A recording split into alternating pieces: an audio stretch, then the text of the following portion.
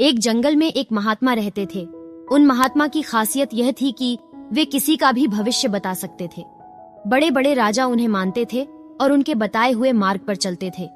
उस जंगल के बीचों बीच से एक नदी गुजरती थी और उन महात्मा की कुटियां उस नदी के किनारे पर थीं।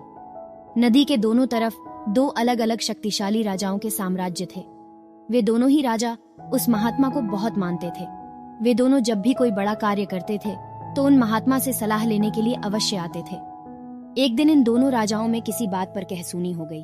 बात इतनी बढ़ गई कि नौबत युद्ध पर आ गई। युद्ध की तारीख और समय ये दोनों तय कर दिया गया। पर जैसा कि दोनों राजाओं का नियम था कि जब भी कोई बड़ा कार्य करते तो वे दोनों उस महात्मा की सलाह जरूर लेते थे। इसीलिए पहला राजा उन महात्मा के पास आता है और उनसे पूछता है कि महात्मा जी, मैंने पड़ोस के राजा के साथ युद्ध करने का निश्चय किया है और इसीलिए यह जानना चाहता हूँ कि युद्ध का परिणाम किसके पक्ष में होगा।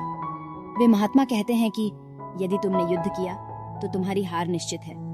फिर वो राजा महात्मा जी से पूछता है कि क्या जीतने का कोई भी उपाय नहीं है। वे महात्मा कहते हैं कि यदि युद्ध किया तो हार निश्चित है।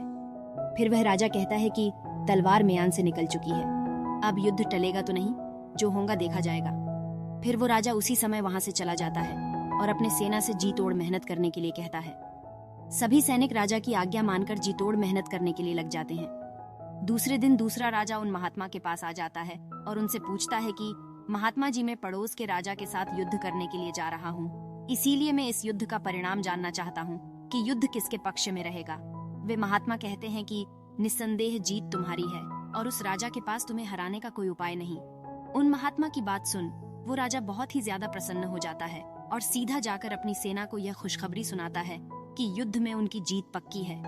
ये बात सुनकर उस राजा के सैनिक भी बहुत खुश हो जाते हैं और युद्ध की तैयारियों में लग जाते हैं। समय बीतता है और युद्ध का दिन आ जाता है। रणभेरिया बजाई जाती है और युद्ध शुरू हो जाता है। दोनों सेनाएं एक दूसरे के साथ भिड़ जाती है और मार काट मच जाती है। देखते ही देखते जिस पहले राजा की हार निश्चित थी वे दूसरे राजा की सेना को ढेर कर देती है और पहला राजा वो युद्ध जीत जाता है जिसे उन महात्मा ने कहा था कि वो युद्ध हारेगा। युद्ध जीतने के बाद वो पहला राजा उन महात्मा के पास चला जाता है और उनसे पूछता है कि महात्मा जी, आपने तो कहा था कि मैं तो वो युद्ध हार जाऊंगा, लेकिन मैं तो युद्ध जीत गया। आपकी भविष्यवाणी गलत कैसे निकली। फिर वे महात्मा उस राजा से कहते हैं कि मैंने तो वो कहा था जो तुम्हारे भाग्य में लिखा था, लेकिन तुमने अपने कर्म से अपने भाग्य को बदल दिया। तुम्हारी जीत का कारण यह है कि तुमने अपने भाग्य से ज्यादा अपने कर्म को आवश्यक समझा और उस दूसरे राजा ने अपना सब कुछ भाग्य पर छोड़ दिया। उसने अपने कर्म से ज्यादा अपने भाग्य को आवश्यक समझा और पूरे समय निश्चितता से भरा रहा, जिसके कारण आज तुम विजयी हो और वो तुम्हारा बंधक है।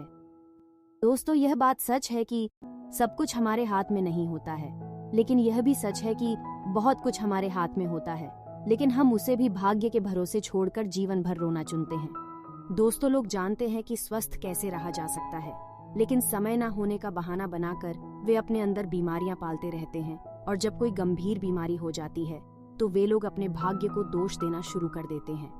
दोस्तों, अगर आज हम किसी समस्या में हैं तो वे सिर्फ हमारे पुराने गलत कर्मों के कारण हैं और कल अगर हम इस समस्या से निकलेंगे तो वे सिर्फ आज के अच्छे कर्मों के कारण ही निकलेंगे।